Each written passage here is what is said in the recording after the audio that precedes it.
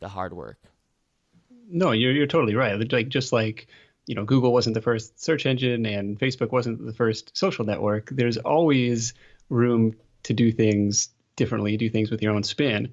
Like the Side Hustle show certainly wasn't the first entrepreneurial, interview show, but tried to bring a unique spin to it or unique angle to it. And I don't know, it's hard to like re-engineer, recreate what happened, but it took on a life of its own that I really couldn't predict. And I don't know how long I would have stuck with it, had I not started to see the feedback that I did. But it really opened my eyes. Like, okay, podcasting is a really powerful medium in that it's, way less competitive than blogging. For example, iTunes is a search engine, way less competitive than Google. It's a chance to build relationships with, really incredible people. And on top of that, build incredible relationships with listeners who are going to spend half hour, 40 minutes with you in their earbuds, week after week. That's so much more valuable than spending, 5 minutes, like, skimming the subheaders in your blog post and the bullet points and saying, okay, great. It's a totally different relationship, and it's been life-changing for me. And I'm still using the same $60 mic that I started with, broadcasting today from my son's bedroom closet. My office keeps shrinking. So I used to have free reign over the whole living room, and now I'm relegated to this tiny little space. But it's an incredible.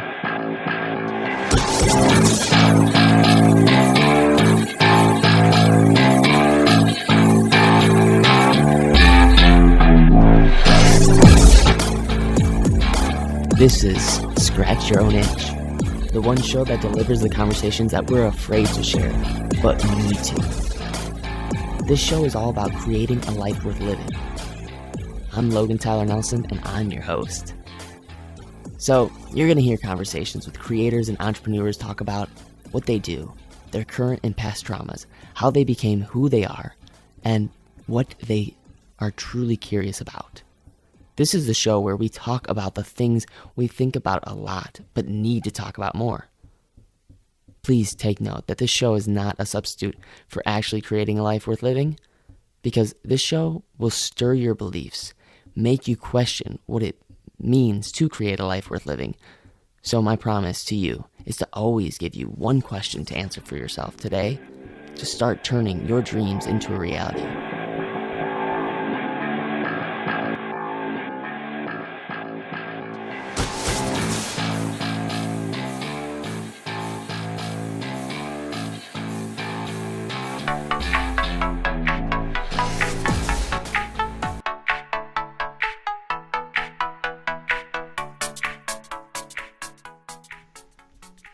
So, my curiosity question for you is, have you ever said to yourself, gosh, I wish I had my own freaking business?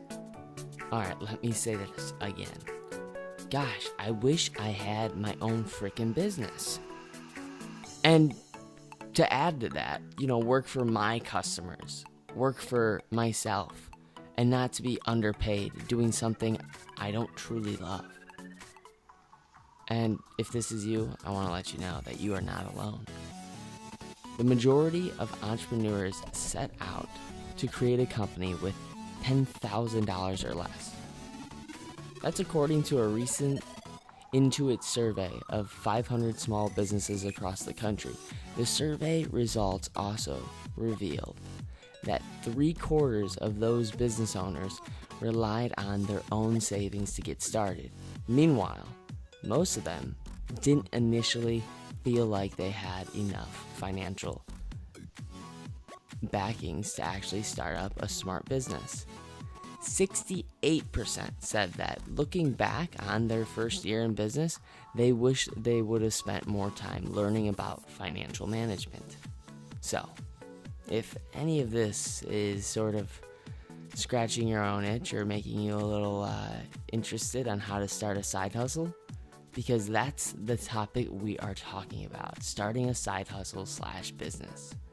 And I have a guest on today that is a master at this. His name is Nick Loper. And he's not only helping people start side businesses, but he started one himself. And he's been pretty prolific at it. He's an author, online entrepreneur, and the host of the Best Business Podcast, nominated Side Hustle Show, which features new part-time business ideas each week. As chief side hustler at sidehustlenation.com, he loves deconstructing the tactics and strategies behind building extra income streams. So, without further ado, please give a huge warm welcome to the one and only Nick Loper. Hey, Nick, man, how you doing? What's going on, Tyler? Good to finally meet you. Oh, it's Logan. It's cool though. It's cool. Oh, Logan Tyler Nelson. That's what I'm going on. My bad. All right, re-record that. Sorry, I'm sorry, dude. Dude, it happens all the time. I'm not even gonna take anything out. It happens all the time. Like, people are constantly calling me Tyler. I'm like, you know what? I should just go out there today, go to the court, and just get my name changed. You got 3 first names. That's something in itself. I'm sorry about that, dude. Now I feel like really bad. Dude, you know what? Feel the feelings. Let it pass. It's all good. So I just gotta say, first of all, like, I love your show. I think it's a great resource for just people that are like taking 2 ideas that they have, and so like maybe they're interested in sports, right? And then they're also interested in talking to people. So they're like, you know what? I want to start a side hustle where I just go around and I deliver news about sports. And so they take these 2 ideas and they start somehow really creatively make a business out of it. And I just think that, like, your show is called Side Hustle, but it should really just be called like Artists Making Money show, because it's amazing that people are actually becoming very prolific in their 2 ideas and combining them into one. Well, that's an interesting way to frame it. And now I'm thinking back through the archives. You're like, yeah, there are a lot of people kind of combining. I mean, that's what it is, combining a couple things in a unique way to make a compelling offer. Yeah, absolutely. So, I absolutely love it, and I kind of want to start off the show by asking how you're scratching your own itch, and that means, you know, you have a problem with yourself, and so you start solving that problem, and you actually turn it into some sort of business by solving that problem for yourself. When I ask you that, what does that mean to you, and what's your story behind the Side Hustle Nation and all that as well? Scratching my own itch, man. There's a couple, I guess. I mean, all the business examples could be scratching my own itch in a certain way. So my original side hustle was a footwear comparison shopping site. It was it would aggregate the catalogs from Zappos and Amazon and all these other online shoe stores, and it would spit back out where you can find the best price on a particular model of shoes. And I was not my own best customer. Probably bought 3 pairs over the course of 10 years, but it was a frustration with the existing comparison shopping sites that were out there back when comparison shopping was a thing, before people started all their product searches on Amazon. It was like, how do you know this is the best deal? Or are there any coupons out there that would reshuffle the rankings? Or like, how much is shipping going to cost and all this stuff? And so that's what you kind of set out to build. And that the little side business had a good run, became a full-time operation for a long time, and started all really the side hustle stuff and lots of other projects on the side of that. But that was what got me started. Just a little shoe business. Are you still at all inside of that shoe business, or is that just kind of one and done? Did you sell it?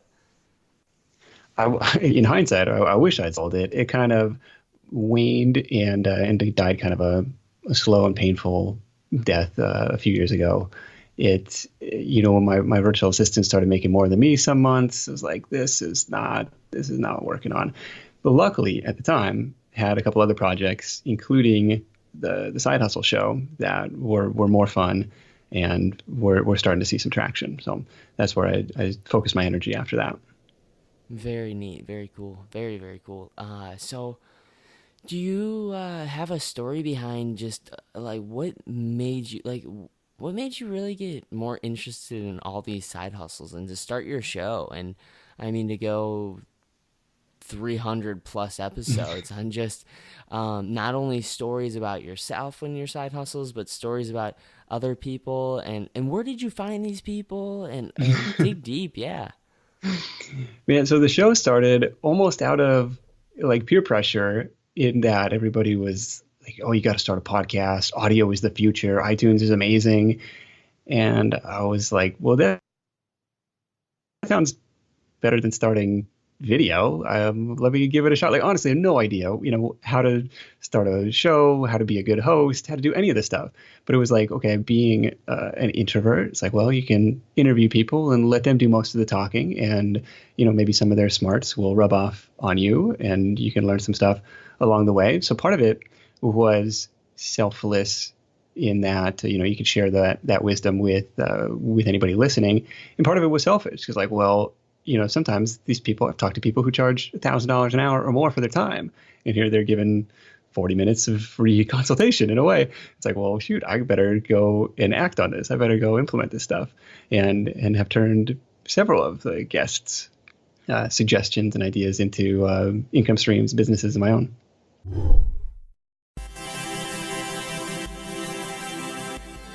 Hey friends, so let me ask you real quick. Are you someone who's trying to get more visibility? Who's trying to be in front of the crowd? Well, if that's you, I want to let you know that first of all, you're not alone.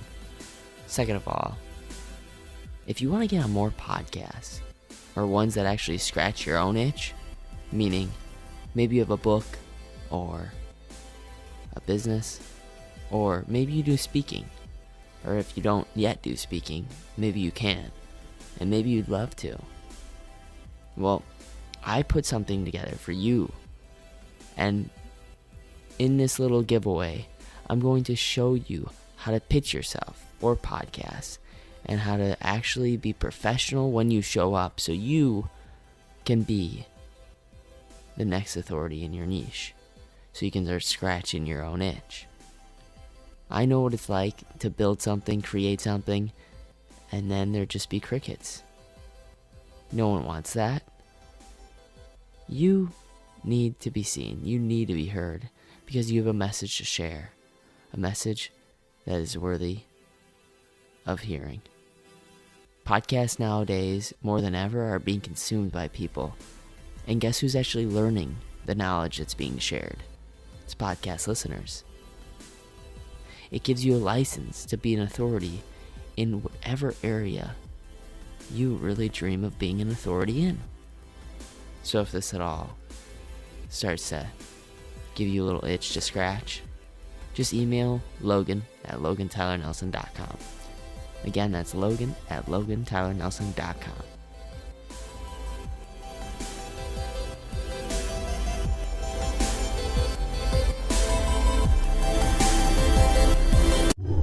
Let me ask you this, because this is where I think a lot of people end up not. It's kind of like writing a book, right? Like people are like, I'm really afraid to write a book because all of those ideas have been taken, and I don't want to copy anybody.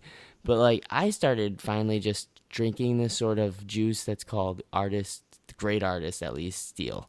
And so in a way, like great entrepreneurs also steal. Like why wouldn't you take from the best, something that you know is working for someone else, and kind of use it to make your life better, right? And so is there any inkling of like, you kind of feel bad about taking that certain person's idea and actually putting it into place? Or do you just go, hey, I think execution's where it actually comes down to the hard work? No, you're totally right. Like just like, Google wasn't the first search engine and Facebook wasn't the first social network. There's always room to do things differently, do things with your own spin. Like the Side Hustle Show certainly wasn't the first entrepreneurial, interview show, but tried to bring a unique spin to it or unique angle to it. And I don't know, it's hard to like re-engineer, recreate what happened, but it took on a life of its own that I really couldn't predict. And I don't know how long I would have stuck with it had I not started to see the feedback that I did. But it really opened my eyes. Like, okay, podcasting is a really powerful medium in that it's, way less competitive than blogging. For example, iTunes is a search engine, way less competitive than Google. It's a chance to build relationships with, really incredible people. And on top of that, build incredible relationships with listeners who are going to spend half hour, 40 minutes with you in their earbuds, week after week. That's so much more valuable than spending 5 minutes, like, skimming the subheaders in your blog post and the bullet points and saying, okay, great. It's a totally different relationship, and it's been life-changing for me. And I'm still using the same $60 mic that I started with, broadcasting today from my son's bedroom closet. My office keeps shrinking. So I used to have free reign over the whole living room, and now I'm relegated to this tiny little space. But it's an incredible broadcast medium with very little barrier to entry. And I think that's really cool. Yeah, that's the coolest thing ever. And I wanna commend you though on your and talk a little bit about your copywriting skills, because I am a subscriber to your emails, and I love the way you're able to engage people. And how did you get good at copywriting, or how did you where'd you learn your skills? I don't know. Years and years of practice. I don't know. It's so the story is I try and send out a newsletter every Thursday. Sometimes it doesn't happen, and it's every couple of weeks, but it probably takes an hour to write that email, and 50 minutes of that is spent on the subject line and the first line of the email, right? Because that's what's going to show up in somebody's inbox and like the little preview pane before they decide to click. And sometimes I hit it and it does well, and sometimes it was like, well, that was a dud and nobody opens it. And you're like, you kind of learn from that which patterns tend to do well. And so it's a practice of having done it for almost 300 weeks in a row. It's just trying to figure it out. And like, and sometimes I ask my wife, would you click on that? Sometimes I try and force myself to write 10 subject lines before I pick one, because it's usually not the first one that I end up going with. It's, I don't know, it's just a practice thing. I love it because it's just like every single email I get from you, I'm like, Nick, I don't need another idea about a side hustle. And then all of a sudden I open it up and I'm like, okay, this is kind of good.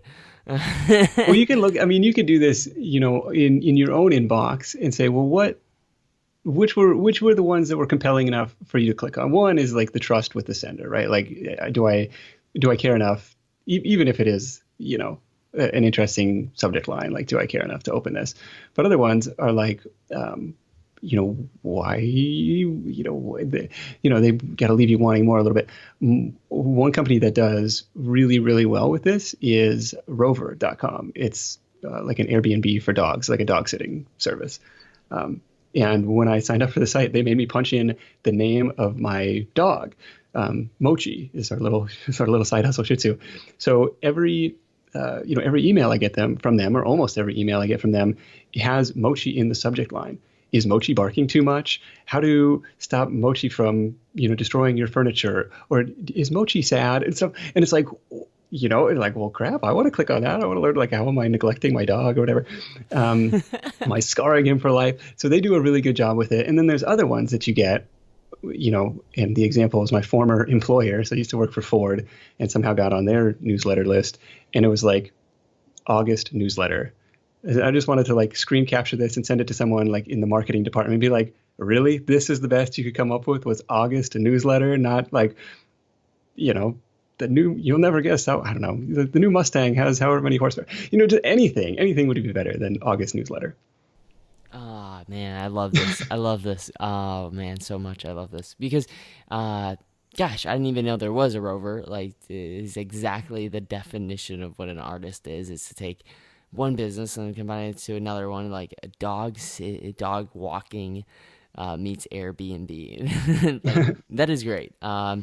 So I want to ask, let's get down to tactics and something that someone can implement today. Maybe there's a listener out there right now that's like, hey, I'm waking up and I have like 2 hours of free time, and then I go to work, and then I'm done with work, and I kind of want to just like relax and do things that I want to do. And then I get tired after a couple of hours just sitting around and watching Netflix or whatnot after work. And I'm really generalizing. I don't know your life. I can't get into this.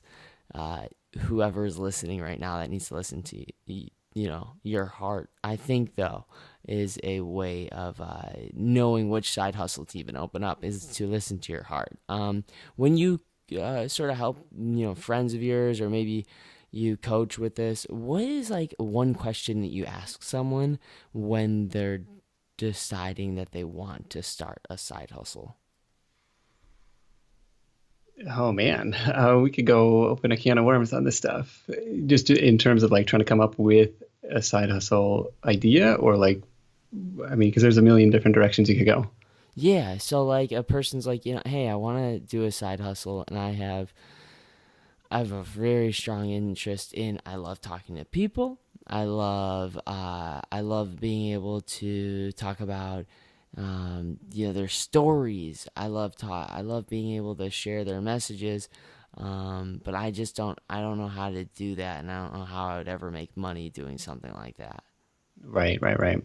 Well, think of, first of all, a business is a system that solves people's problems or solves companies' problems, right? And so, that's where the dollars are. And so there's a lot of, oh, well, how do I make money online? It's like, well, the simple answer is solve somebody's problem, right? One way to go about that is what I'll call the intersection method. So you have a sheet of paper with three columns. The first column is your skills and your expertise. Like, what do you consider yourself good at? Maybe more importantly, what do other people consider you good at? You can even just go down your resume, because every job you've ever had was by definition a skill somebody thought was worth paying for. And so you write all that stuff down in column one. Column two is the stuff that you're interested in. You could call it passionate about. I don't necessarily think you should start a business around your passion, but like the stuff you're interested in, hobbies, what do you like to do outside of work, that kind of thing. And then column three is your network, or, who and maybe even, to take it out another degree, your network of like, who do the people know? And, how could you, just trying to think of like, who could you potentially reach? Who could you potentially serve? And so for me, when I went through this exercise, the business that came out of it was a freelance editing business, like for self-published authors. So in the first column, I had stuff like, writing. I've been blogging for years. Was a decent student in school, like got A's in English. So, that was kind of like check the box there. In the center column, or like, what are your interests? Like, I loved to read and do, self-improvement, business books, that kind of thing. And then in the third column was like, as an author myself at the time, like had a little bit of a presence inside some Facebook groups for different authors. It was like, well, that might be a potential avenue to get customers. I actually ended up getting my first clients for that side hustle on Fiverr, of all places. But, it was just kind of a test to see, okay, if I put this offer out to the world, is anybody going to take me up on that? And so that was kind of the intersection of those three columns. I said, look, I don't want to read your vampire romance, but if you're writing a nonfiction book, if you're writing a business book, like, I'm your guy. I think I can edit that for you. And ended up doing quite a few books. Some of them were actually really, really interesting, and other ones were pretty awful and really hard to get through. But it was like, it was a cool learning experience. I love it.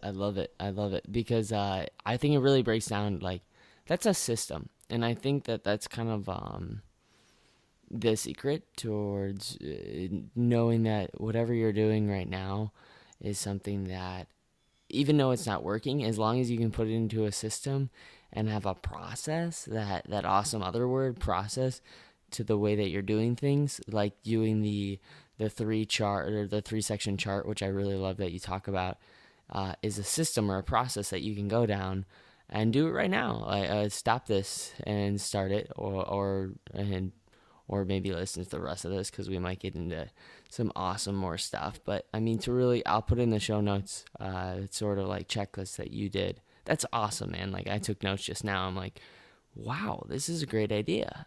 Because it really does come down to like yeah, you can be the greatest editor in the world, but if you're not editing anyone's books other than your own, and you're not helping anyone solve their problems or their pain points, then you don't have a business.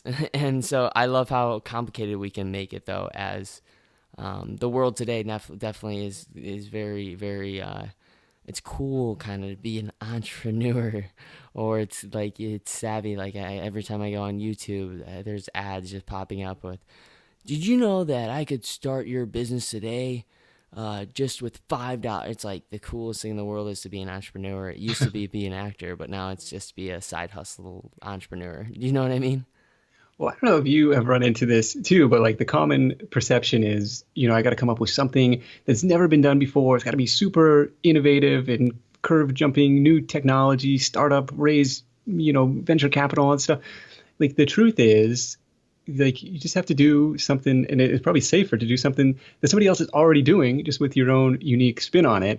So I was chatting with Noah Kagan about this on the podcast on, how do you validate a business idea? And he's like, look, how many sushi restaurants are in San Francisco, or how many Mexican? I don't forget what he used. Maybe he loves tacos, so maybe it was Mexican restaurants in San Francisco. And I was like, I have no idea, like dozens, right? And he's like, well, how many of them have been in business for longer than a year? Like probably almost all of them, right? And he's like, look, if they have been in business for more than a year, like, or at least you can be reasonably confident that they're making money. And it's like, look, they're serving Mexican food. Like it's not this crazy innovative business idea. They're just doing it in their own unique way. Maybe they have some special recipe, or maybe they just have a corner on their little neighborhood market. And that's the demographic that they serve. It's like, they're not coming up with some crazy, the next Facebook, the next Airbnb. It's just, hey, what is a problem that people have? Hey, I need Mexican food. Hey, I can solve that. Hey, people need their books edited. Hey, I could solve that. Hey, people need their websites designed. Hey, I could solve that. I love it, man. I love it. You're so right. You and Noah. I gotta listen to that episode. Is it out yet? Yeah, that one. It was a really good conversation. He talked about validating different business, how to come up with business ideas. Like he's just he's an entertaining guy, and definitely has a very, very smart head on his shoulders. Yeah, I emailed him a long time ago. Haven't really followed up with them. I've just been more so scratching my own itch and just getting people that I know, like right now, that have a podcast that I really look up to. So yeah, like I love that though, that you guys go down that talk about just like it's not as complicated as I think everyone makes it out to be. And that's easy to do. I get it. Like you're not alone if you're gone through a couple hundred ideas of a business and then been like, no, not that one. No, not that one. Do I really want to do that one? Oh, people are already doing that. And I'm totally guilty of this too. Like I come up with like some crazy idea that I think is like super innovative. And then I, Google it and it turns out like, oh, somebody else already come up with that. And that can be depressing. But at the same time, like my wife and her partner started a wedding photography business. And of course, there were already other wedding photographers in town. But, carved out a nice little side hustle. They built up a portfolio and they've, raised their rates, and they, it's something that they enjoy doing. And it's like, had they Googled Livermore wedding photographer, they would have like, oh, somebody else is already doing this. Like, well, of course somebody else is already doing this. Like, that means there's demand. People are getting married, So there's probably less pressure or less of a need to be super, super innovative, probably more risk involved in trying to like come up with something that's never been done before than to, go down the proven path just with your own expertise or with your own unique angle on it. Nice. I love it. So when you're not doing awesome side hustle shows and you're not helping other people with their side hustles, what are you super curious about? Like what's really sort of like itching for Nick Loper to sort of scratch? Man, we've been trying to figure out some travel plans for the summer. We've been trying to figure out like long term. Okay, where do we want to live? What do we want to do? Because we got a young family, and it's like, well, pretty soon they're going to start like actual school. They're dictated by the school calendar. So trying to figure out where we want to end up. We love it here in California, but it's an expensive place to live. And you're like, if you can work from anywhere, does it matter? Would you be happy someplace else? So that's kind of like we're doing some soul searching on some of that stuff lately. Work wise, trying to figure out what the next big thing is. The next project, maybe something on the lines of helping people come up with that first business idea, just getting people off the sidelines. Like it's a really empowering moment. It's really I don't know. Like my wife has seen it. I've seen it in a dozen different businesses. It's just like it's super cool to get paid for something outside of a real job. Hey, Logan Tyler Nelson here. I would so appreciate it if you took some time to hit the subscribe button. I really want to just honestly live and give. Why? Because I was told when I was young that if you're feeling down, the best way to feel better is by lifting someone up again. So in an effort to make someone feel less alone, please hit the subscribe button so the podcast has a better chance of being found and making someone feel less alone. And if you're feeling down, hey, it can help you. Know that by hitting that subscribe button, you just did someone a huge favor. So thank you for hitting that subscribe button. Yeah, that would probably be the coolest penny earned when you finally go, wow, like I had the idea and I made a reality out of it by just implementing it and solving someone else's pain point. But I want to switch over to what I call scratching the surface curiosity questions, where just questions that I came up throughout the week. The mission of it is to make someone feel a little less alone, so I'm going to be asking some deeper questions, and then we'll have some fun too with it, okay? All right, well, we'll edit out the awkward pauses as I try and come up with an answer. No, you'll do great. You'll do great. I believe in you, Nick. I believe in you. Okay. So the first question I got to ask is, it's a giving's giving question, where it's a thought maybe you had about yourself or had about someone else that you felt a little embarrassed or ashamed about having. Sorry, say that. Giving? It's sort of like a giving's question, where it makes someone feel less alone, because we all have thoughts that are kind of negative. And I just want to make someone feel less alone about having a negative thought about themselves or maybe about someone else. Man, I have negative thoughts about myself all the time. Let's hear it. Like you're not like and this has actually been, I think, an important thing to realize is like, look, you're not that good. and what I mean by that is really when it first hit me was in college. I was running this painting business, or like a college painting internship type of thing. And, up until that point, like I was, had I don't know, I want to say like an easy life, but like, had been the valedictorian and had, earned my Eagle Scout, and like, things didn't necessarily come easily to me, but like if I worked hard, like I could accomplish my goals and stuff. Right. And same thing was true with the painting business, but like it was in order of magnitude, like harder work. It was just like anything that could go wrong did go wrong. And it was just crazy stressful stuff for like 19-year-old working 100-hour weeks, like trying to make things right on these houses, like people's like actual houses. Like, you screw something up and it's like, this costs real money. What was eye-opening to me was I was like probably top 50%, maybe top 25% of like the interns in the company in terms of, the work sold and the work produced. But like there were people who sold more than me and worked way less than me. It's like, what am I doing wrong? And that was really eye-opening. Like, you are not that good. You're not that great of a salesman. You're not that great of a painter. Like, what are you doing out here? And it was like, these guys have got it figured out. And that was really helpful to me. Same thing in the podcast world, in the blogging world. You see stuff all the time. And it's actually really inspiring now. Like, you might, same thing, like, oh, somebody already came up with that business idea, or somebody already wrote the epic post on blah, blah, blah. And you're like, well, why should I even bother?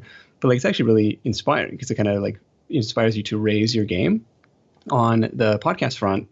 And I know this was like supposed to be a scratch the surface question, so we're going a little bit deeper. But on the podcast front, we're sitting at Podcast Movement in 2015, the second year of Podcast Movement. And we were having this hallway conversation with Srini Rao, who hosts The Unmistakable Creative, and he's got a book called what's it called? Unmistakable. Why only is better than best, or why different is better than best. And his comment, because we were talking about like, man, there's a lot of like NPR shows here. There's a lot of like really well produced shows. He's like, that's what you were competing with for people's earbuds. And it's like, that was kind of a call to like step up the production game, step up, how you research and structure your shows in such a way that, that's valuable for people's, to spend their time listening to it. So, a very long-winded answer to that question. Like, just the realization, like, look, you're not that good. Like, that's been helpful for me. No, I love that. Even though it was supposed to be scratching the surface, everything you just said, virtual high five all the way. That's a very good point. That I think ego is the enemy for a lot of us. I think it actually stifles a lot of us. And I know I'm not speaking above anybody when I, right now when you're listening to this.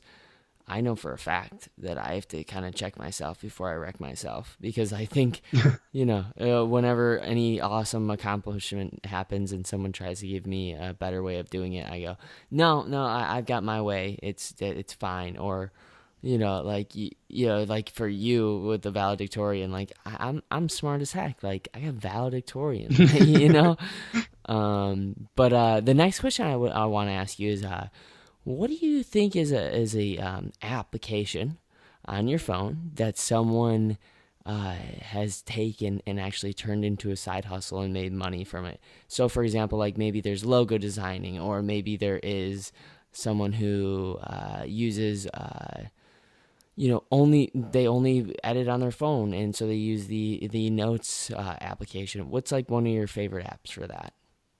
Oh my gosh, the first app that I check every day, it's like Instagram. So probably embarrassed to admit that, but there are Insta celebrities that make a ton of money from selling products on Instagram, or doing sponsored posts on Instagram. So that's one way to build an audience for sure.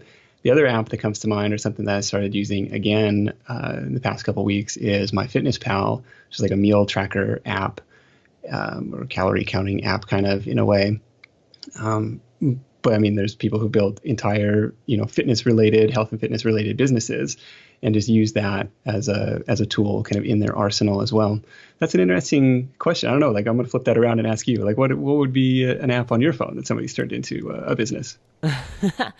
Oh, well, I think that there's an opportunity to use the what's called a Videorama, where it's like a sort of app that you can just use to edit videos and to put logos on there while like you're doing your thing, while you're giving some education. There's like, or maybe you're doing an impression of somebody. I do impressions myself, and I used to use that app as like a way to do an impression, a celebrity impression, and then have the name like pop up. And I think that's an awesome opportunity for someone to just teach a course on it and just get it out there, and just maybe, I don't know, charge $10 each time they try out that course. But I don't know. I mean, I think that's one. And then I also think that another app that people don't use enough of is Typorama, which is a great app, which allows you to edit pictures that you have and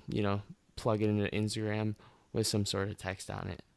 Okay, well, yeah, both of those are new to me. So now I'm looking at my phone and I found, like, obviously the podcast app is a huge one for side hustles. I've got Uber, Lyft, the Amazon seller app, which lets you scan items in the store and see what they're selling for on Amazon, potential arbitrage opportunities there. I've got the Eventbrite app if you want to host workshops or something, conferences locally. And then I've got Ibotta, which is one of my favorite random side hustles, like scanning grocery store receipts and getting, 25 cents to $5 back on what you bought at the store.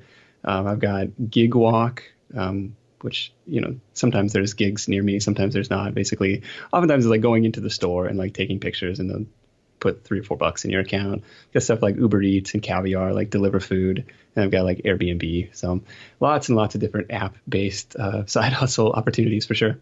So cool. So cool. So I gotta ask you, I'd be really kicking myself in the butt if I didn't ask this question, because you're an interviewer yourself. What is someone that you really wish you could sit down in front of you and ask a question to? And they can be living or they can be no longer with us. And if you chose this person, what kind of question would you want to ask them? Man, that's a good question. Like I've actually kind of shied away from doing, celebrity style interviews because often the best stories come from the people you never heard of. But like, who would be interesting? You know, who would be an interesting one is Jimmy Buffett. So I'm like a parrot head because my parents were into his music, or especially my mom was into his music, like growing up. So like those songs are like very familiar to me. But what's interesting about Jimmy is he's like, I don't know how old he is. He's got to be pushing 70 if he's not already. He's still out there touring. He calls it like his, the world's greatest summer job. People ask him, like, if you ever get sick of playing Margaritaville, he's like, this has been paying the rent for 40 years. Like, I'll play it every time out there. But what's interesting about it is like he's got, a line of blenders. He's got his own beer. He's got tequila. He's got restaurants and hotels. Like he's got this whole empire that is totally separate. It's like tied into the music, but it's totally separate from the music. Whereas like, okay, how is he able to create that where other musicians don't, right? Other musicians kind of stop at like the tour and the merch, whereas he's like, he's a mogul. Like he's built this whole brand, this whole thing around it, and it's just might be an interesting conversation to see like, well, how that all go down?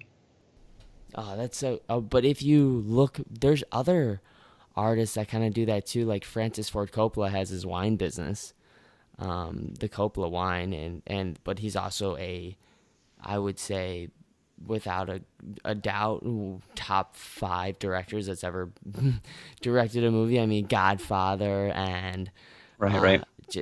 Yeah. But I love that you point that out because that's so true that there are just so many opportunities. So when you create one really great art, like when you get so good they can't ignore you, Cal Newport's so good they can't ignore you in one area, there's just easy opportunity to leverage that and turn it into something even bigger. But that would be a solid conversation to have with Jimmy. Yeah, it would be a fun one. For sure.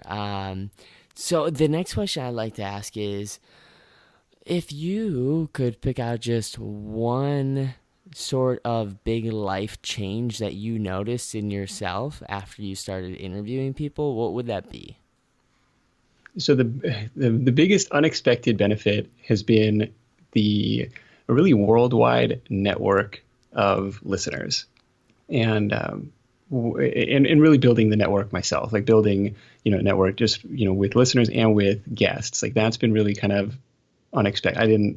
I didn't know. I mean, it's kind of obvious after the fact, but that was kind of an interesting thing. Like, so I've been able to meet with listeners, all over the country, like everywhere I travel, like try and hold a meetup. We've met listeners with like in Vietnam, in Japan, in Prague, like all over the place. It's like really, really rewarding. And that's probably that's like the most fun thing in the world. It's like, making these, person to person connections all over the world. Like that just makes the world smaller when you travel. And it's been really fun to see. Sorry, I had you on mute for a second. What is one person that you interviewed that kind of like their side hustle was cool, but their story, like, and go a little bit into their story. What was the craziest story you heard from someone that was on your show? Oh my God, there's a ton. Let me do 2, and I do got to jump off at the top of the hour, but for sure. So the first one is Vincent Puglisi. He's a professionally trained photojournalist. He finds himself mid-30s, 6 figures in debt, baby on the way, making $15 an hour. And he's like, this is not going to work, He goes into his boss and, he's just won, the most prestigious award in his industry, like International Sports Photographer of the Year or something crazy like that. Goes in his boss. The boss is like, hey, man, I fought for 4%, but I could only get you a 3% raise. And he's like, you got to be kidding me, And so his dad, he calls up his dad, like looking for extra work. And his dad lives 15 hours away. Like, it doesn't even make any sense. Dad's like, look, son, you have this skill. You're just not using it right. And, why don't you do weddings? Why don't you do corporate events? He's like, I'm a journalist, man. I don't do that crap. But eventually he swallowed his pride, started doing that. And, 4 years later, 4 years of hustle, serious hustle, paid off all the debt, paid off the house, and had built, had kind of this moment of realization, like I could work 2 weekends a month and make the same amount that I did in my day job. And it was just like, well, why was I doing that anymore? What's kind of more interesting is like he had, no real online audience to speak of, but ended up partnering with a guy who did, to create this sports photography course, like how to take better pictures of your kids at their t-ball game, at their soccer game and stuff, and sold 30 grand worth of this course on the first day. So he went from making 30 grand a year to making 30 grand in a day. And I just, I love that story. I've hung out with Vincent at a few events in the past year or two, and he's a super genuine guy. He's awesome. The other story that comes to mind is Teresa Greenway, who teaches people how to bake the world's best sourdough bread. And Teresa is a mother of 10. She has escaped kind of an abusive relationship, and when we spoke, she's making $4 or $5 grand a month teaching these bread baking courses on Udemy.com, which is a UDEMY. It's like a peer-to-peer education platform.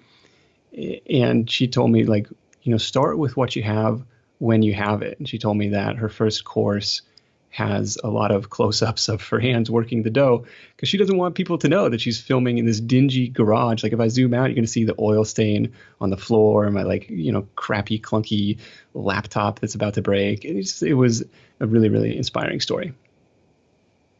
So cool. So cool. Actually, I've messaged Vincent a couple of times. Oh, nice. So he's a super kind dude too, and his stories, that is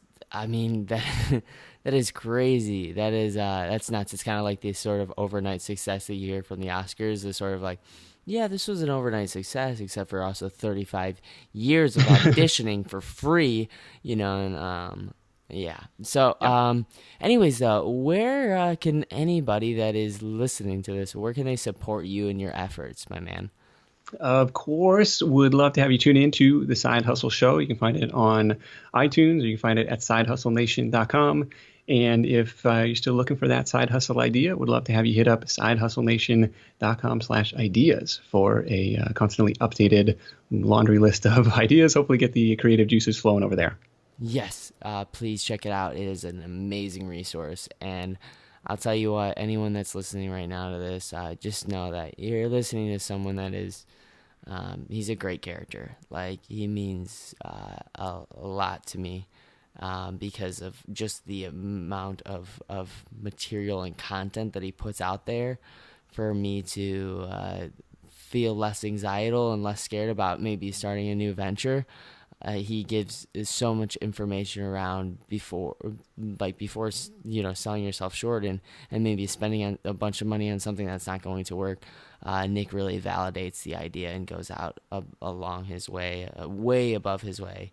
I mean, in helping people. So thank you so much, Nick, for being on the show. I really appreciate it, and keep doing what you're doing, man. I hope we stay in contact. Well, I appreciate the invite, Logan, not Tyler, and I'm sure we'll catch up soon. Absolutely. I know you got a bookie, so I'll let you go. You have a really, really awesome day, Nick. All right. Sounds good, man. Thanks. See ya.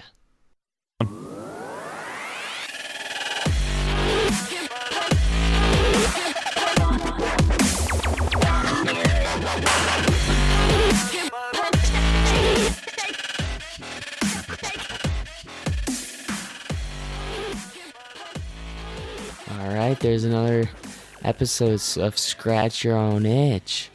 Thank you so much for taking the time out of your day to support the show by listening. The biggest compliment you could ever pay me is just by sharing this, because honestly, it doesn't take much, and it feels so good when people create something and take time. And when I see someone take time to create something that really just changed my day, either made me feel less alone, maybe put a smile on my face, made me laugh, made me feel wiser, I always want to share it with the world. Because why? When I share something that resonates with me, why not share it? I mean, that's just kind of the thing that goes around, and it's free. It takes no time at all other than just a click of the button, share, on either Instagram, Facebook, Twitter, LinkedIn. any of those social media platforms would be great to share this. So I really appreciate it. And I want to say that anybody who's looking to gain authority or expertise in their area and they don't want to take another year or year and a half to write a book and wait until that's published, I think the best way is right now is to start a podcast. So if you're at all interested in starting a podcast, if you meet the certain requirements, I would love to help you with a podcast and also get a website going for you as well. And this is not an easy task. It's hard to actually get it done and get it out there. So every now and then we need some help, and I'm here for you. So please reach me at Logan at LoganTylerNelson.com if you're interested at all. And don't ever forget, you matter and you're enough.